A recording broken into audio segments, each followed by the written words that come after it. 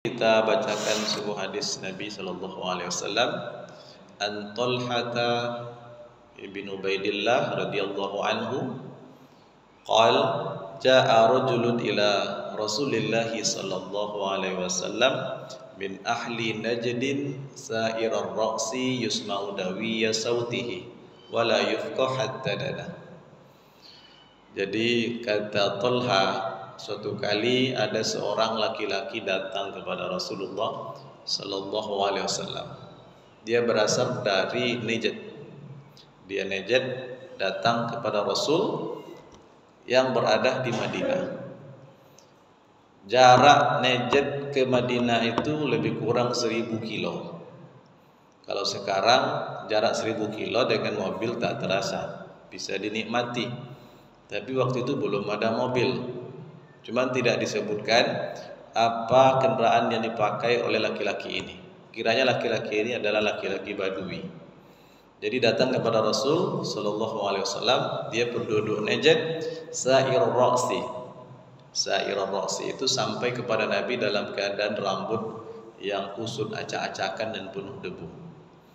Nah, kemudian yusma'u dawiyya sautihi. Suaranya memang terdengar agak keras, memang volumenya tinggi. Hanya saja wala yufqah ma yaqul, tidak dipahami bahasa yang dia ucapkan. Hatta dana, sampai dia mendekat kepada Rasul sallallahu alaihi wasallam. Faizahu wa yas'alu 'anil Islam. Ternyata tiba-tiba dia bertanya tentang Islam. Bayangkan, datang dari Najd ke Madinah, perjalanan 1000 kilo, tentu kendaraannya tidak seperti kita, perjalanannya sulit, sampai rambutnya acak-acakan, suaranya sudah tidak terpahami lagi, mungkin karena capeknya. Hanya tujuannya untuk bertanya tentang Islam. Bayangkan berapa besar pengorbanannya. Kita kadang ada taklim di masjid, dari rumah ke masjid jarak hanya beberapa langkah atau ratusan langkah, belum juga tertarik. Ini jauh-jauh 1000 kilo bertanya tentang agama. Lalu faqala Rasulullah sallallahu alaihi wasallam, khamsu salawatin bil laili wa bil yaumi wal lailah.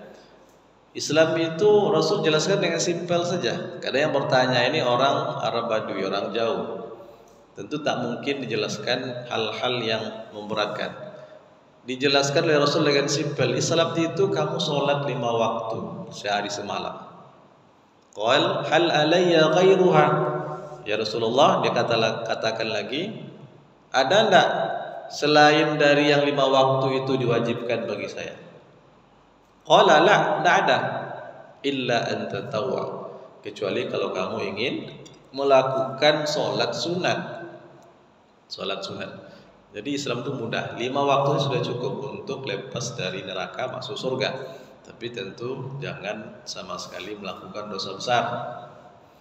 Kemudian qala Rasulullah sallallahu alaihi wasallam wa shaumu ramadhana. Dan yang kedua, kamu berpuasa pada bulan Ramadan. Qal hal alayya ghairu.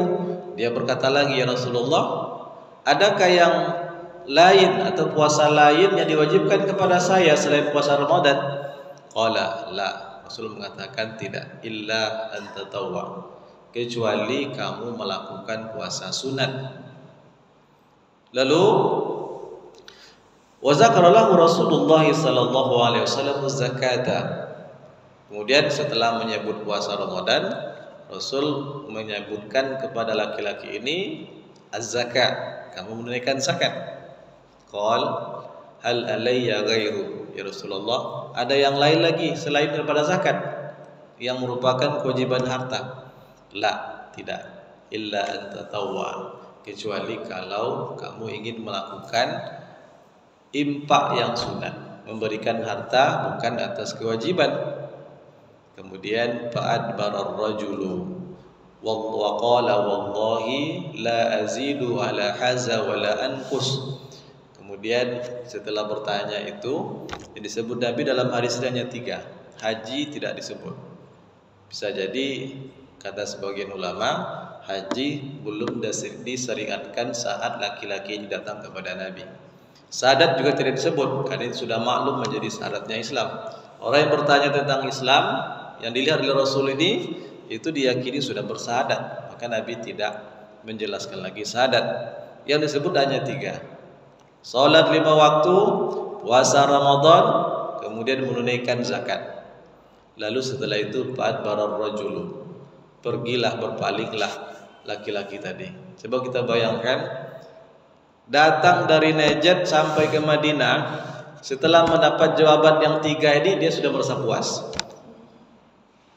Berapa besarnya pengorbanannya untuk mencari ilmu agama, jalan 1000 kilo.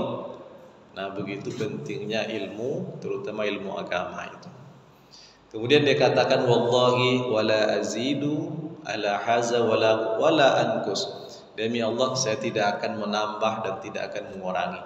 Saya cukupkan mengamalkan yang ini saja. Qala Rasulullah sallallahu alaihi wasallam, aflaha in sadaqa. Dia pasti akan beruntung kalau dia itu jujur. Kalau dia benar jujur, pasti akan beruntung. Jadi sangat mudah sekali untuk masuk surga. Minimal melakukan amal-amal yang wajib itu saja. Nah, tapi banyak sekali faedah-faedah yang digambarkan yang bisa diambil daripada hadis ini. Perjalanan menuntut ilmu, kemudian Rasulullah memberikan jawaban kepada orang bertanya sesuai dengan keadaan dia, sehingga jangan terkesan agama itu menyulitkan. Padahal agama itu simpel, nah, jangan terkesan menyulitkan.